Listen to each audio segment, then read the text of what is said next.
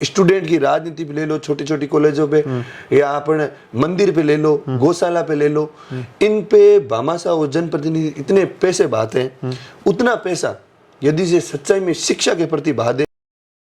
नमस्कार, राम राम, जय हिंद, जय भारत। दोस्तों मैं आया हूँ बज्जू, और बज्जू के अंदर कल ही शिक्षा सेमिनार हुआ, जिसके अंदर गांव के क्षेत्रों के बच्चों को, बच्चियों को डॉक्टर बनाने का प्रयास कर रहे हैं डॉक्टर सुनील जी तेतरवाल।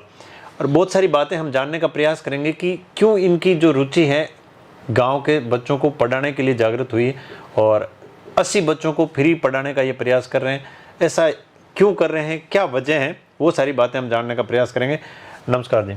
नमस्कार प्रोफेसर साहब। सुनील जी, मैं सबसे पहले तो आपसे ये जानना चाहूँगा कि आप बच्चों को, गांव के जो बच्चे हैं, इनको फ्री क्यों पढ़ा रहे हैं, वजह क्या है? सर, इसकी सबसे बड़ी वजह यह है कि ग्रामीण में प्रतिभाओं की कोई कमी नहीं जी, और मैं इस फील्ड से निकला हूँ। मैं ऐसी विपरीत परिस्थितियों में जाके पढ़ा हूँ, उन विपरीत परिस्थितियों में इनका सामना नहीं करना पड़े, इन ग्रामीण प्रतिभाओं को सामना नहीं। हाँ, नो डाउट प्रतिभा मेरे से भी बहुत अच्छी है, इतना टैलेंट बैठा है उनको। एक ग्रामीण प्रतिभा है, उनके अभिभावक, एक डॉक्टर की पढ़ाई सबसे महंगी पढ़ाई होती है, लगभग सालाना ये मान के चलो आप 2-2.5 लाख रुपए लगते हैं। तो एक ग्रामीण क्षेत्र से अभिभावक है जो खेती या मजदूरी करता है, वो सालाना 2-2.5 लाख रुपए खर्च नहीं कर पाता। वो जो 2-2.5 लाख रुपए में बड़ी बड़ी कोचिंग है, जयपुर, कोटा, सीकर जैसी कोचिंग है, जो फैसिलिटी अवेलेबल कर दी, वो फैसिलिटी हम यहाँ अवेलेबल करवा रहे हैं ताकि यहाँ की प्रतिभाएं पढ़ गए। और अपने यहाँ लोकल जैसे टीचर होता है, वो लोकल टीचर ज़्यादा होते हैं स्कूल में, वैसे यहाँ के डॉक्टर लोकल जो चिकित्सा संस्थान है वहाँ पे मौजूद रहे, ताकि हर एक तरीके की चिकित्सा सुविधा है वो जैसे लोकल रहता है ना, ज़्यादा अपने को फायदा होता है। तो हर एक चिकित्सा संस्थानों पे ऐसे चिकित्सक अपने लोकल अवेलेबिलिटी रहे, ताकि आने वाली चिकित्सा जो समस्या है उसका बहुत अच्छे से सामना कर पाए, और एक अच्छी सी जागरूकता फैले, एक अच्छी सी चैन बने कि हाँ कि मैं डॉक्टर बनाऊं, मेरे पीछे 12 बने, और अब हम हर गांव से, हर घर से डॉक्टर बनाने का प्रयास रहेंगे। तो मेरे लगता है आने वाले समय में बज्जू एक चिकित्सा क्षेत्र का बड़ा हब बन जाएगा। बहुत सुंदर। दूसरा मैं ये पूछना चाहूँगा, आपने एक बात कही कि बहुत महंगी होती है शिक्षा, और आपने जिस हिसाब से फ्री ये शिक्षा का बीड़ा उठाया है कि भाई मैं गांव के बच्चे, जो 80 बच्चे आप पढ़ा रहे हो, पहले भी आप सीकर के अंदर बच्चों को जो है भेजे हैं, तो क्या आप ये पूरा भार वहन कर पाओगे? सर, ये मैं पहले बता देता हूँ, ये मैं अकेला बंदा नहीं हूँ जी।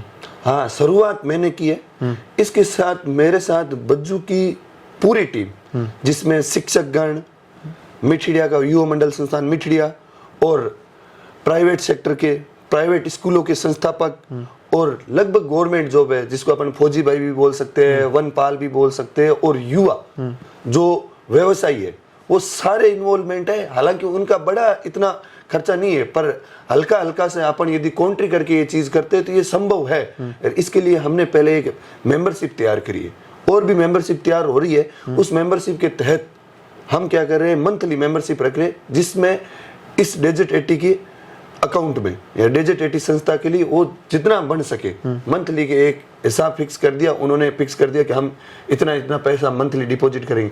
जब ये हमारी रूपरेखा पूरी तैयार हुई कि आने वाले समय में हमें फाइनेंशियली कोई दिक्कत नहीं होगी, उसके लिए हमने पहले से मेंबरशिप तैयार कर ली ताकि आने वाले समय में कोई दिक्कत नहीं है, तो फाइनेंशियली इतना भार नहीं पड़ेगा। हाँ, स्टार्टिंग में जरूर है कि कोई भी संस्था स्टार्ट होती है तो उसको खड़ा होने में, एकदम अच्छा सक्सेस होने में 2-3 साल लगते हैं। तो वो इस चीज पे मेहनत करेंगे तो बिल्कुल 2-3 साल में ये संस्था बहुत अच्छी उभर के आएगी, और ये संस्था ग्रामीण प्रतिभाओं के लिए एक सुनहरा मतलब भविष्य तय करेगी। दूसरा, क्या आप जिस हिसाब से ये प्रोग्राम कर रहे हो, ऐसा होता है कि इस प्रकार की संस्थाएं खड़ी तो हो जाती है, लेकिन उनको या तो उनका राजनीतिकरण हो जाता है, या फिर किसी कारणवश उस संस्था को आगे चला नहीं पाते लोग, कई बार बिखर जाती है। तो इसके लिए आपकी संस्था का राजनीतिकरण नहीं हो, और जो आपके साथ लोग जुड़े वो हमेशा दिलों से जुड़े रहें, तो इस प्रकार का आप किस हिसाब से प्रयास? बिल्कुल, हमने जो टीम बनाई है वो टीम पहले इसी शर्तों पे बनाई, इसी term and rule and condition से बनाई है कि टीम में से कोई भी मेंबर राजनीति कोई इन्फ्लुएंस आता है या राजनीतिकरण उसका होता है तो या तो उससे बच के रहे या अपने आप को उससे मुक्त कर ले संस्था से। आपने कल का प्रोग्राम देखा जी। है, इस प्रोग्राम में आप देखोगी कि ऐसे शिक्षा सेमिनार में किसको आना चाहिए? शिक्षा सेमिनार में बच्चों को होना चाहिए, अभिभावकों को, या फिर शिक्षक गण, या फिर जो शिक्षा के लिए प्रेमी है, जो शिक्षा जगत के लिए प्रेमी है, हाँ कि हाँ ऐसी शिक्षा होनी चाहिए। कल वो पूरा का पूरा पांडाल और मंच सिर्फ उनसे भरा हुआ था। उसमें राजनीतिक भी लोग और जनप्रतिनिधि लोग भी थे, पर वो लोग थे जिनको शिक्षा के प्रति रुचि है। हमने इस चीज को लेके, आप सही मानो तो हमने किसी को इनविटेशन तक नहीं दिया, फिर भी मतलब इतने लोग आए। फिर भी इतने लोग आए। क्यों? क्योंकि लोगों को सच्ची में रुचि है कि हाँ बज्जू में शिक्षा की अलग जगनी चाहिए। बज्जू में भी और शहरों की तरह, बड़े बड़े शहरों की तरह, ऐसे बड़े बड़े शहर भी अपने सामने एग्जाम्पल है जो शिक्षा में इतने अग्रणी हो गए, तो बज्जू भी ऐसा अग्रणी हो। और ऐसे बहुत लोग हैं यहाँ, सिर्फ बैठे बैठे नहीं, बज्जू के ऐसे भी लोग हैं व्यवसायी जो बाहर बड़े बड़े शहरों मेट्रो सिटीज बैठे, उन्होंने भी इस चीज को देखा है, उनके भी रिव्यू आए। मतलब कुल मिला के बात यह है कि कल की जो चीज अपन देख रहे हैं, कल की जो आपने वीडियो या फोटोज अपन आगे शेयर करें, उससे एक ही चीज पता चलती है कि बज्जू में सच्ची में शिक्षा के अलग जगह में सब आगे आ रहे हैं और सब इसमें जी जान लगा के मेहनत कर रहे हैं। दूसरा ये है कि जैसे आप बिश्नोई हो तो उसके अंदर एक धार्मिक ध्रुवीकरण जो होता है कि भाई धर्म से एक ही समाज, एक ही संप्रदाय के लोगों को मतलब उस शिक्षा के अंदर मतलब सेलेक्ट किया जाता है। इस प्रकार की बहुत सारी प्रॉब्लम आती है। कई बार पारिवारिक जो मतलब परिवार के बच्चों को या समाज के बच्चों को ज़्यादा सेलेक्ट कर लिया, इस प्रकार की भी समस्याएं आती है। तो उस प्रकार की समस्याओं से कैसे बचोगे? बिल्कुल, हमारी जो संस्था है, मतलब स्टार्टिंग से लेके एंड पॉइंट तक देखे ना अपन, वे संस्था के हमारी पहले टीम बनी, उस टीम में सिर्फ बिश्नोई नहीं है, हर एक जो इस बज्जू तहसील के हर एक कास्ट के लोग हैं, शायद एसटी को छोड़ के बाकी सब समाज के लोग, मीणा समाज क्योंकि यहाँ है नहीं, उस समाज को छोड़ के उस टीम में हर एक वर्ग का, हर एक समाज वर्ग का आदमी है। उसके बाद में हमने जो टेस्ट करवाया, उस टेस्ट में भी क्या है, हर एक वर्ग को इन्वॉल्व किया है। कोई भी यहाँ जो 10वीं का पेपर दिया है वो बच्चा इसको एग्जाम दे सकता है। तो उसमें हर एक वर्ग के जो टॉप 80 बच्चे हैं, उसमें ऐसा कोई समाज नहीं जिसमें पीछे रहो। और मेरे को लगता है कि आप बिश्नोई समाज की बात कर रहे हो, उस टॉप 80 में सबसे ज्यादा और समाज के, बिश्नोई समाज से ज्यादा और समाज के बच्चे हैं। और उसके बाद में इसका ये है कि इसका लोगों को, जैसे कल आप मंच पे आए हैं या फिर मंच पे किसी को वक्ता को भी बुलाया, उसमें आप एक पता चलेगा वक्ताओं की आपने स्पेशल यदि बात नोट की है तो उसमें हर एक समाज का, हर एक विभाग का, मतलब विभाग भी सारे इंक्लूड किए, हमने सारे इन्वॉल्व किए कि हाँ कि चिकित्सा फील्ड का भी है, यूपीएससी से सिलेक्टेड भी है, आरएस में सिलेक्टेड भी है, हमारे सुरक्षा बल से भी है, जैसे कर्नल साहब भी थे, वकालत से भी थे, इंजीनियर से भी थे, हर एक फील्ड का हमने वक्तागण बुलाए और हर जाति को बुलाए। और साथ में हमने फीमेल प्रेजेंस भी रखी है ताकि महिला सशक्तिकरण का एक अच्छा एग्जाम्पल जाए, जो बालिका शिक्षा को बढ़ावा दो। और वो कल पूरी तरह से सिद्ध किया है। बच्चियों ने भी आके, लगभग आधी संख्या में 400 के आसपास बच्चियां भी थी और साथ में फीमेल वक्ता भी थे जिन्होंने बालिका शिक्षा को बढ़ाने की रुचि भी दिखाई। और जिस हिसाब से संस्था आगे बढ़ती जाएगी तो इसके अंदर खर्चा भी बढ़ता जाएगा। क्या आपको लगता है कि जिन बच्चों को आप आज सक्षम बनाने के अंदर मदद कर रहे हो, वो आने वाले समय में आप लोगों का कंधे से कंधा मिला के या आप लोगों की टीम बनेगी? बिल्कुल, देखो सर, ये एक ऐसी शिक्षा, ये एक ऐसी चीज है जिसमें अपन किसी को यदि से सपोर्ट करते हैं या अपन मेहनत करके उसको फाइनेंशियली सपोर्ट देके यदि जो उसको अपन ऐसा शिक्षा जगत में एक हीरो बनाते हैं या फिर गवर्नमेंट जॉब में भेजते हैं या देश के सर्वोच्च पद पे अपन भेजते हैं, तो ऐसा शायद ही कोई बंदा होगा, आज तक मैंने तो देखा नहीं है कि वो आके बाद में इस टीम को सपोर्ट नहीं करे या इस टीम को आगे बढ़ाने की मुहिम नहीं चलाए। मेरे को, अब मैं आपको बता देता हूँ कि ऐसी बड़ी बड़ी संस्थाएं जो फीस भी लेती है, जैसे मैं जिस संस्था से पढ़ा हूँ मैंने उसमें 2.5 लाख रुपए फीस भी सालाना जमा कराई, पर मेरा उस संस्था से सिलेक्शन हुआ है तो मेरे उस संस्था के प्रति भले ही उसने फीस ली, पर तो जब भी मेरे को वो संस्था याद करती है मैं सब कुछ भूल जाता हूँ, संस्था पे टाइम देता हूँ। तो ये चीज हम निःशुल्क कर रहे हैं, यहाँ से सिलेक्ट हो रहे हैं, तो ऐसा हो ही नहीं सकता कि वो बंदा बाद में इससे जुड़े नहीं, इस मुहिम को आगे नहीं बढ़ाए। तो ये तो मुझे पूरा विश्वास है कि इस संस्था में जो टॉप 80 बच्चे सेलेक्ट हो या ना हो, पर उस बच्चे को ऐसा जरूर बना देंगे कि मतलब उनके सपने संस्कारों के साथ सच भी होंगे और हम उसको ऐसा बना देंगे कि ये जो बाकी एक चलती आ रही है गाँव में कि नशार, ऐसा मतलब अपन बोल सकते हैं कि बच्चा भटक रहा है, दूसरे रास्ते जा रहा है, हम उसको संस्कार ऐसे देंगे कि हाँ बिल्कुल हो सकता है कि हमारा टोटल 100% रिजल्ट नहीं है, पर वो बच्चा कहीं ना कहीं आने वाले आगे कोई से फील्ड में जाएगा तो बच्चा वो झुकेगा नहीं, वो जरूर बच्चा कहीं ना कहीं है ना समाज और पूरे देश का नाम रोशन करेगा। अगर हम कहें तो जिस हिसाब से मतलब ये चीज़ें जैसे दूसरी चीज़ें नशा और व्यापार इस प्रकार के जिस हिसाब से चर्चा ही उनकी चलती है, वो चर्चाएं अगर चलनी बंद हो जाए तो कहीं ना कहीं शिक्षा की चर्चा हर चौपाल पे होने लग जाए। बिल्कुल तो मतलब किसी को प्रयास करने की जरूरत नहीं है कि बच्चों को दूसरे धंधे से हटा के शिक्षा से जोड़ा ना जाए, वो अपने आप जुड़ जाएंगे। मतलब आपका लक्ष्य यही है। बिल्कुल कड़वी बात है। मैं फौज साहब आपको बताता हूँ कि गांव में एक्चुअली होता क्या है, गांव में शिक्षा के अलावा जितने भी फील्ड है, चाहे आप व्यवसाय की फील्ड में ले लो या स्टूडेंट की राजनीति पे ले लो, छोटी छोटी कॉलेजों पे या अपन मंदिर पे ले लो, गौशाला पे ले लो, इन पे भामाशाह और जनप्रतिनिधि इतने पैसे बहाते हैं। उतना पैसा यदि से सच्चाई में शिक्षा के प्रति बहा दे तो मेरे को लगता है कि गांव इतना विकसित हो जाए। सबसे बड़ा मंदिर, सबसे बड़ी गौशाला और सबसे बड़ा धनी शिक्षा है। यदि इस पे यदि जो पैसा खर्च करते हैं तो अपना गांव इतना विकसित होता है और उनके कई लोगों के उजड़े हुए परिवार है ना संवर जाते हैं। उससे बड़ा कुछ नहीं। यदि शिक्षा होता है तो पूरा गांव आगे। अगर आपके कहने का मतलब ये है कि अगर शिक्षा को आगे बढ़ा दिया तो फिर गौशाला, मंदिर, इनका विकास के प्रति सोचने की जरूरत नहीं है। लोगों के सोचने की जरूरत नहीं पड़ेगी। मैं तो कह रहा हूँ जहाँ शिक्षित लोग होंगे, बड़े बड़े मंच पे बैठेंगे, बड़े बड़े मंच पद पे बैठेंगे तो अपने आप उनकी इतनी अप्रोच हो जाएगी, उनकी इतनी ताकत हो जाएगी कि वो बोलने लायक हो जाएगी। कहीं पे राजनीति हो गए, चाहे कहीं पे हो किसी जैसे नेता से हो गए, किसी मिनिस्टर से हो, उनकी बोलने की क्षमता होगी, अपने आप उनकी बात सुनी जाएगी। अपने आप जैसे रोड का मतलब उनको अपने हर एक चीज का विकास भी लगेगा और हक लेने का भी पता रहेगा। हर चीज का विकास होगा। आज मैं कहता हूँ, एक मैं डॉक्टर हूँ, एक अपन मान सकते हैं कि ग्रेजुएशन करके बाद में ऐसे नॉर्मली गांव बैठा है, बेरोजगार है, तो बेरोजगार से ज्यादा आज मेरी सुनते हो। उसका कारण ये है क्योंकि मैं एक ऐसे सर्वोच्च पद पे बैठा हूँ और मेरे जैसे मान के चलो कि यहाँ बज्जू में 100 और खड़े होंगे तो आप सोच सकते हो कि मेरे जैसे 100 आवाजें आएगी तो वहाँ विकास होना डेफिनेटली 100% बनेगा।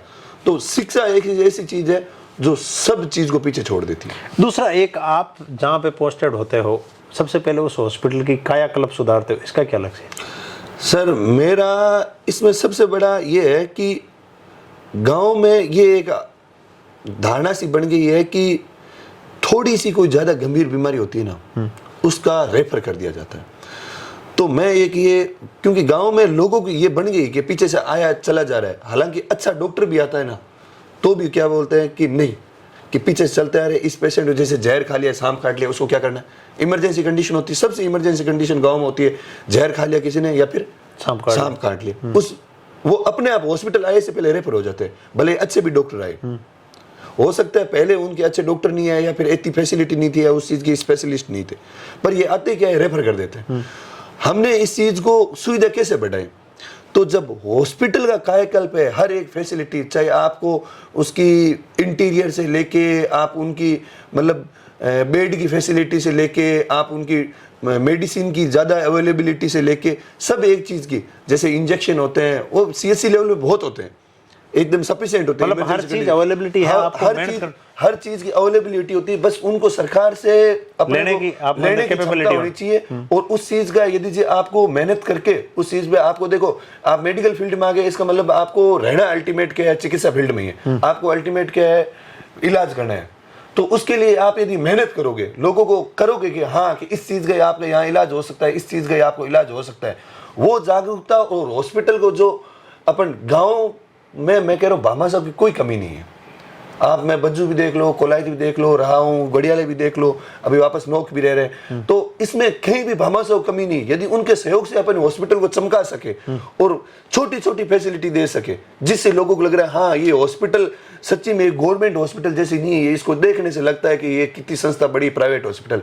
यदि ये चीजें यदि लोगों को आकर्षित करती है तो ये चीज जरूर करिए, ताकि लोगों का जो सरकारी अस्पताल है उस पर भरोसा ज्यादा बैठेगा और उनके पैसे भी कम लगेंगे और इलाज सरकारी संस्था से कहीं बढ़िया हो भी नहीं सकता।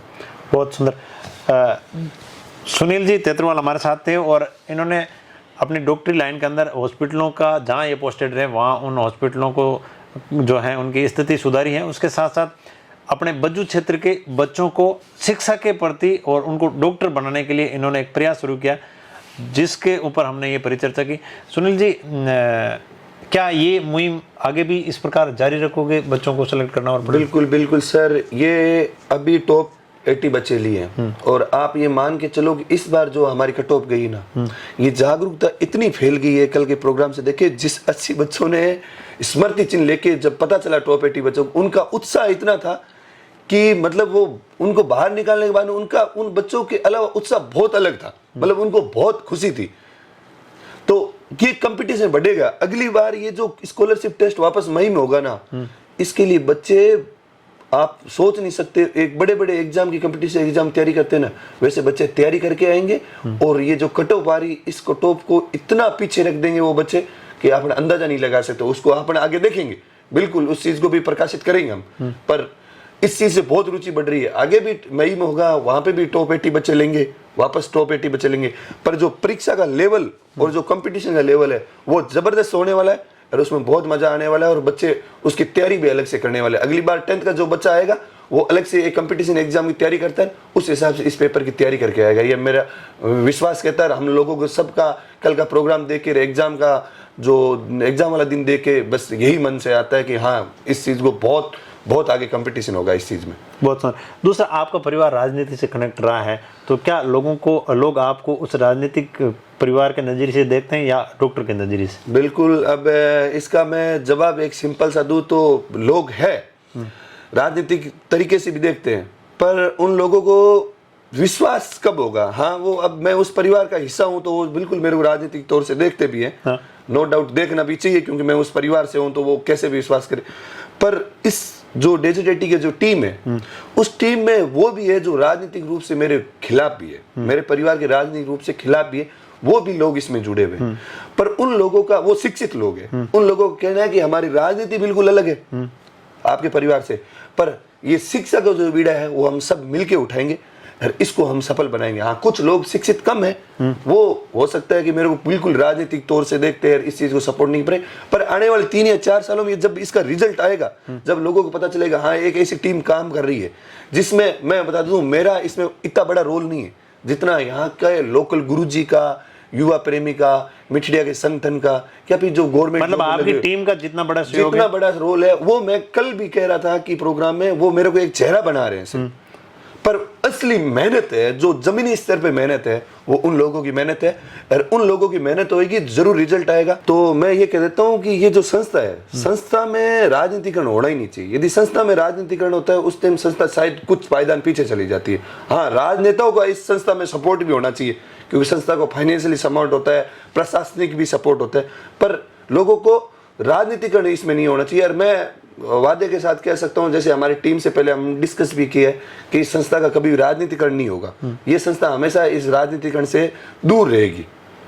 तो बिल्कुल ये मैं अकेला नहीं हूं इसमें। हाँ, मैं ये अपन क्या कर रहे हैं, एक मेडिकल फील्ड के बच्चों की तैयारी करवा रहे हैं, एक नीट के बच्चों की तैयारी कर रहे हैं, डॉक्टर बनाने की तैयारी कर रहे हैं। तो बिल्कुल एक डॉक्टर बनाने की तैयारी कर रहे हैं तो मैं इस टीम का हिस्सा हूं, इसलिए मेरे को क्या करे, डॉक्टर के तौर पर मेरा नाम आगे लिया जा रहा है कि हाँ, डॉक्टर सुनील तेतरवाल और टीम डेजर्टेटी। हालांकि मेरे से ज्यादा जो मेहनत कर रहे हैं वो विद्या मतलब शिक्षक गण है, या फिर किसी भी गवर्नमेंट जॉब में लगे हुए हैं, या फिर खेल प्रेमी है, या किसी और संगठन से, वो मेरे से ज्यादा मेहनत कर रहे हैं। बस हाँ, एक नाम वो मेरे को आगे कर सकते हैं एक पद के हिसाब से, बाकी मैं उस टीम का सिर्फ एक सदस्य हूँ, जैसे वो है, हम सब एक बराबर है। तो इसका राजनीतिकरण होना तो पॉसिबल है ही भी नहीं।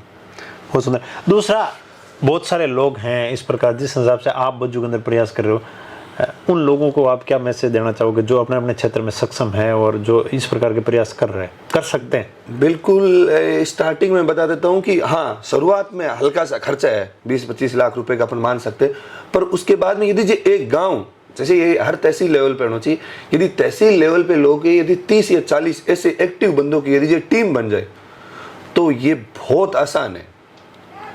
ये जो टीम बने 30-40 लोगों को, वो यदि एक्टिव रहे, इसमें पार्टिसिपेंट रहे। देखो, मैं गुरुजनों की टीम क्यों है, क्योंकि गुरुजन लगभग सारे लोकल है और उनको टाइम है इस चीज को देने में। जब इस चीज को मैं कह रहा हूँ ना, बार बार मैं ये क्यों कह रहा हूँ कि हाँ, मेरी यहाँ पे प्रेजेंस कम है, मेरी यहाँ महत्वपूर्ण मतलब मेरी यहाँ भागीदारी कम है, गुरुजन को ज्यादा क्यों, क्योंकि मेरे से ज्यादा उस संस्था को संभालने के लिए, ज्यादा टाइम देने के लिए वो है, इसलिए उनकी तो जितनी भूमिका है मेरी उसकी शायद आधी भी नहीं है। तो ये है कि इस ये जो हम मुहिम स्टार्ट कर रहे हैं, इस मुहिम से और भी तहसील बड़ी बड़ी जैसे बज्जू जैसी तहसील है वो भी सीखे, और हर तहसील में ऐसे 30-40 लोग और भामाशाह और जनप्रतिनिधि सक्षम है कि वो ऐसी कोचिंगें खड़ी कर पाए। तो हमारा ये लक्ष्य है कि ये सिर्फ बज्जू ही नहीं, आसपास के रेगिस्तान में और भी, मतलब पश्चिमी राजस्थान और अपन बीकानेर को बोल सकते हैं, और भी ऐसी संस्थाएं खड़ी हो, और जो यूपीएससी में डॉक्टर्स की लाइन में बड़े बड़े चेहरे यूपी और बिहार से आते हैं ऐसे, तो ऐसी चीज आने वाले समय में एक दिन आपका लक्ष्य ये है कि राजस्थान का नाम आने वाले टाइम में राजस्थान में भी ऐसे बड़े नाम हो और इन संस्थाओं से लोग सीखे, और ऐसी संस्था हर एक गांव में पड़े, जिससे ये रेगिस्तान जो लोग कह रहे हैं कि खेतीबाड़ी की वजह से परेशान हो रहे हैं या सब, उन खेतीबाड़ियों के अभिभावकों के हर एक घर से बच्चा है वो देश के सर्वोच्च पद पे बैठे, और ये राजस्थान है उसकी छवि है ना देश शिक्षा के क्षेत्र में देश में सबसे ऊपर हो। हम ये कोशिश ये करें। हाँ, शुरुआत ही हल्की है, पर ये शुरुआत की जैसे जैसे जैसे जैसे आगे एक अपन बोल सकते हैं पौधा यदि वटवृक्ष बनेगा, तो बिल्कुल ये सिर्फ एक बज्जू ही नहीं, पूरे पश्चिमी राजस्थान में लेके पूरा राजस्थान है वो शायद देश के मतलब नक्शे में शिक्षा के नाम पे सबसे आगे होगा। बहुत सुंदर लक्ष्य लेके सुनील जी तेतरवाल जो हैं चल रहे हैं, और बहुत अच्छा प्रयास कर रहे हैं। आपको और आपकी पूरी टीम को बहुत बहुत शुभकामनाएं। धन्यवाद साहब, धन्यवाद आपका। नमस्कार जी।